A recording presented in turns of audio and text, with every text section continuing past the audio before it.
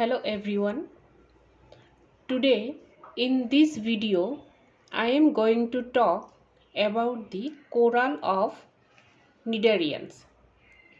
First, the structure of coral.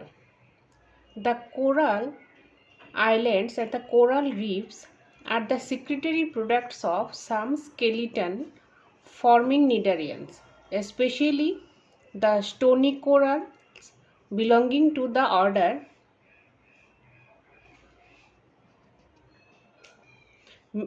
Madreporaria. The corals exhibit extensive diversities in structure and form. They are composed of hard skeleton of calcium carbonate, starting with a very simple pattern. Myriads of tiny creatures build up huge coral reefs or islands of various shapes and sizes. The calcareous skeleton is secreted by the chelicoblastic layer at the basal region of the polyp. The coral forming creatures resemble closely a hexamerous anemone, the pedal disc of which is occupied by the skeletal cup. Now the actual structure of the coral. Coral is secreted by some coral forming actinozoa. The skeleton of a solitary polyp is known as the corallite, and many corallites combine to form the skeletal mass. The skeleton as a whole is known as the corallum. The structure of a corallum will be clear from detailed structural organization of a single corallite. Here,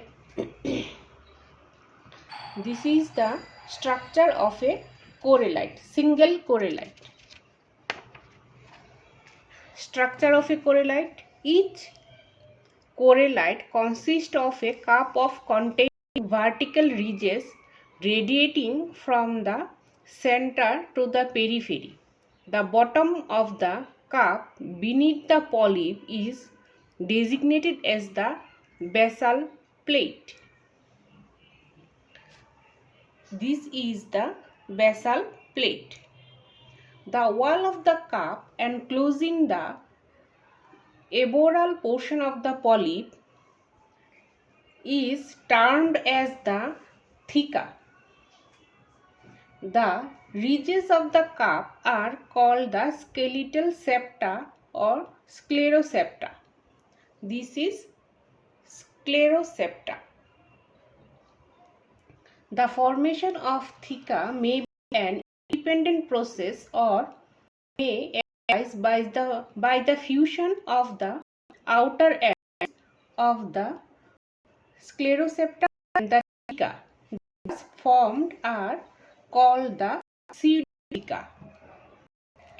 The inner ends of the sclerosepta are fused to a central columnar skeletal mass termed as the columella, which may arise independently as the outgrowth of the basal plate or may be formed by the union of the central ends of the sclerosepta. The columella formed by the last process is termed as the pseudocolumella.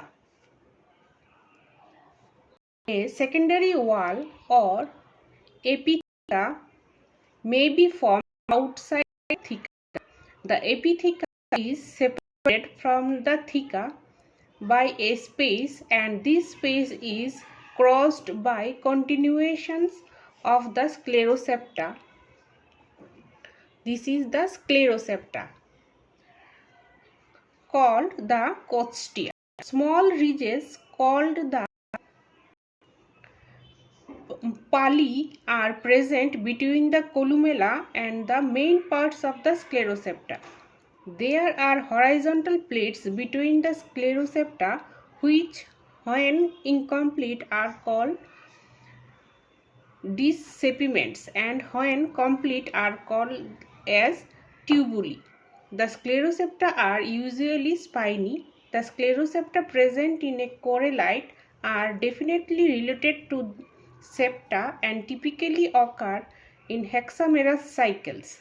6 primaries, 6 secondaries, 12 territories, 24 quaternaries, etc.